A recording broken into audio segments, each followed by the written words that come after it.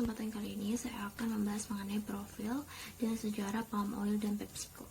PepsiCo adalah salah satu perusahaan makanan dan minuman terkemuka dunia yang memasarkan, mendistribusikan, dan menjual berbagai macam minuman, makanan, dan makanan ringan kepada pelanggan di lebih dari 200 negara. PepsiCo yang berkantor pusat di Broadcast, New York, Amerika Serikat. Perusahaan memiliki portofolio global dengan berbagai merek, dan 22 diantaranya termasuk Pepsi, Lay's, Quaker, Tropea, Aquafina, dan Gatorade, menghasilkan lebih dari $1 miliar dan masing-masing dalam penjualan retail tahunan. Perusahaan beroperasi melalui 6 segmen, yaitu Frito-Lay Amerika Utara, FLNA, Quaker Food North America, QFNA, Makanan Amerika Latin, PepsiCo America Beverage, PepsiCo Europe, dan PepsiCo Asia Timur Tengah dan Afrika. Pada tahun 2014, perusahaan menghasilkan lebih dari $66 miliar pendapatan.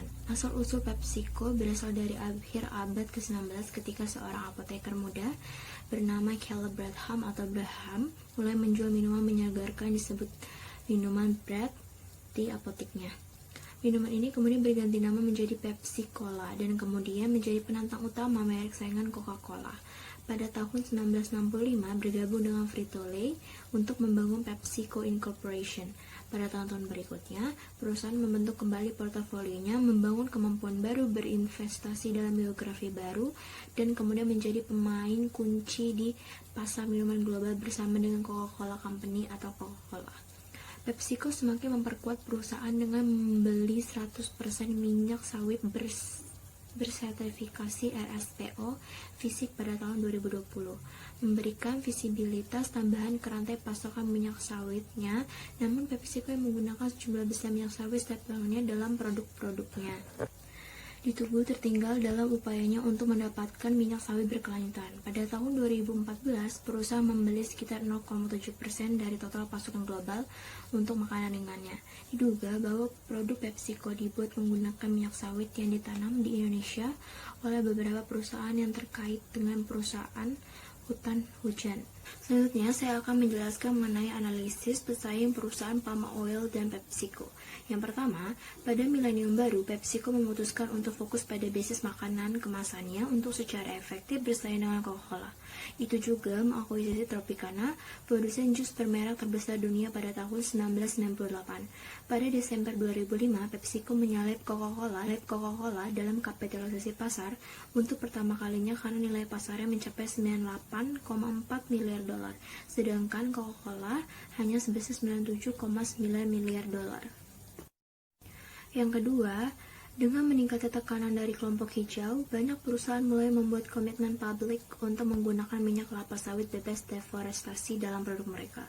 Nestle dan Unilever adalah dua perusahaan makanan kemasan konsumen pertama yang membuat komitmen kelapa sawit bebas deforestasi.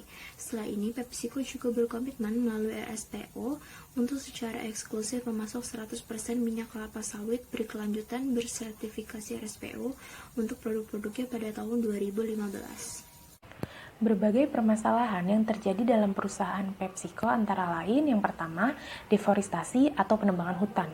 Penebangan hutan dalam skala besar akan sangat mengancam berbagai spesies hewan di hutan, terutama hutan hujan di daerah tropis seperti Indonesia dan Malaysia, serta deforestasi yang berlebihan akan berdampak pada hilangnya mata pencaharian masyarakat sekitar.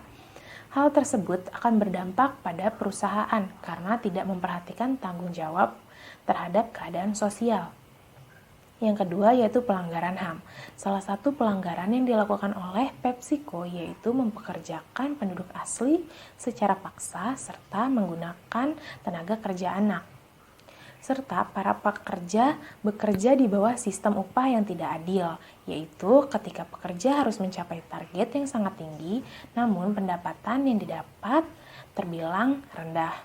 Yang selanjutnya yaitu kritik lingkungan dan sosial. Aktivis lingkungan menduga bahwa minuman yang dikemas dalam botol plastik dan kaleng dapat menyebabkan pencemaran lingkungan, serta isi dari minuman dan makanan ringan yang diproduksi oleh PepsiCo dianggap dapat menyebabkan masalah kesehatan seperti obesitas dan diabetes. Permasalahannya itu PepsiCo tidak cukup baik dalam melakukannya, di mana akhirnya menimbulkan suatu dilema etis, yaitu karena PepsiCo membeli sebanyak 445 metrik ton minyak kelapa sawit, yang akhirnya PepsiCo dicap sebagai salah satu perusahaan yang cukup terbesar dalam membeli minyak kelapa sawit. Selanjutnya, akhirnya PepsiCo mendapat suatu kritikan karena PepsiCo meluncurkan suatu produknya, yaitu Doritos dan juga Lay's. Dalam meluncurkan produk tersebut, PepsiCo tidak bertanggung jawab dan juga tidak berkomitmen, di mana akhirnya mengorbankan lingkungan. Selanjutnya pada tahun 2012 hingga 2013, PepsiCo telah mengambil sebanyak 20% minyak kelapa sawit yang bersertifikat RSPO. Dan pada tahun berikutnya, yaitu 2013 dan 2014, mengambil sebanyak 21%. Akhirnya pada hal ini menimbulkan suatu pertanyaan bagi para perusahaan, apakah mereka mendapatkan 79%-nya, karena batas waktu yang dimiliki mereka hanya dalam 1 tahun. Selanjutnya permasalahannya adalah komitmen yang direvisi, yaitu PepsiCo terus gagal dalam bertanggung jawab dalam memasarkan dan meluncurkan produknya secara global, di mana mereka juga mendapatkan konflik minyak sawit yang terus menjadi masalah mereka dan tidak berhenti, tetapi mereka terus beroperasi dan terus menjalankan bisnisnya, dan mereka tetap mendapatkan bahan-bahan pokok dari para pemasoknya termasuk Indofood.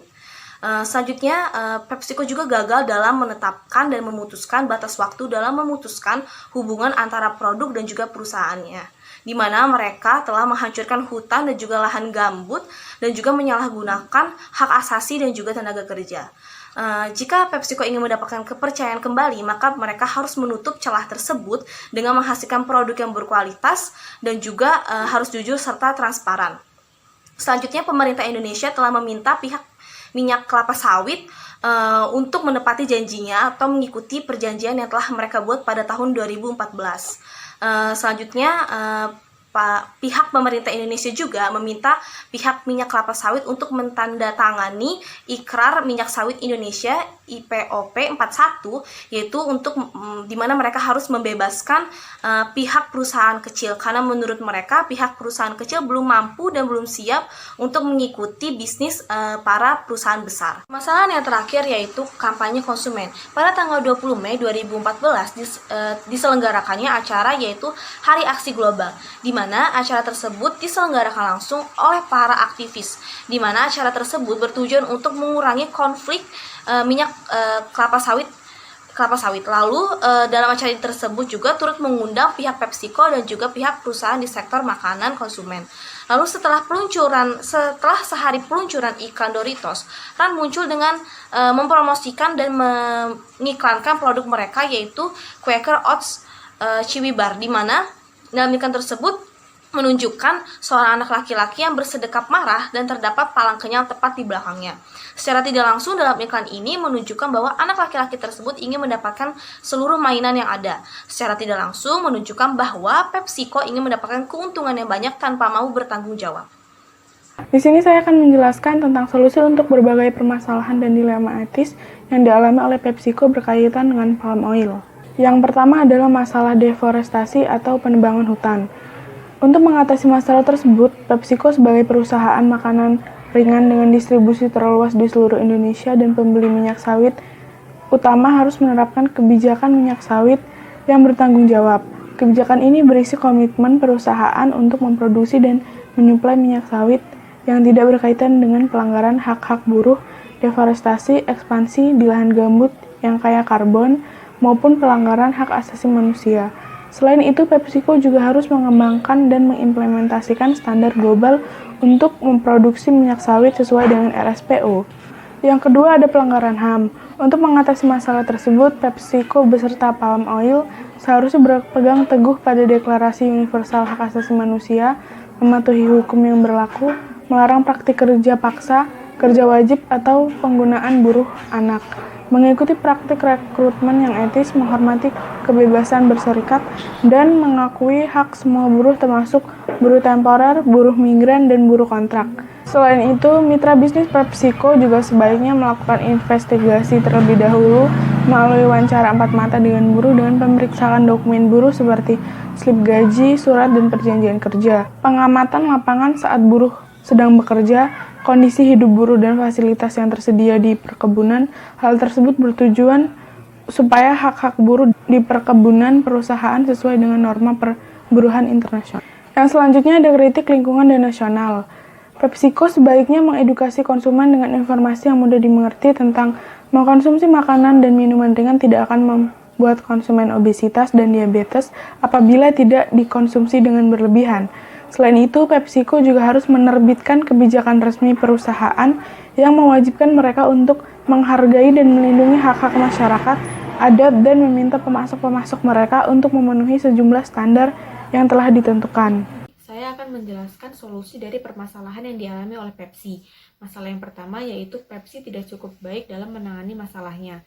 Dalam hal ini, yang harus Pepsi lakukan adalah menjalankan komitmen sesuai dengan kesepakatan yang ada, mengganti kerugian yang telah ditimbulkan, serta melakukan CSR, yaitu berperan dalam perbaikan hutan yang telah rusak oleh kelapa sawit.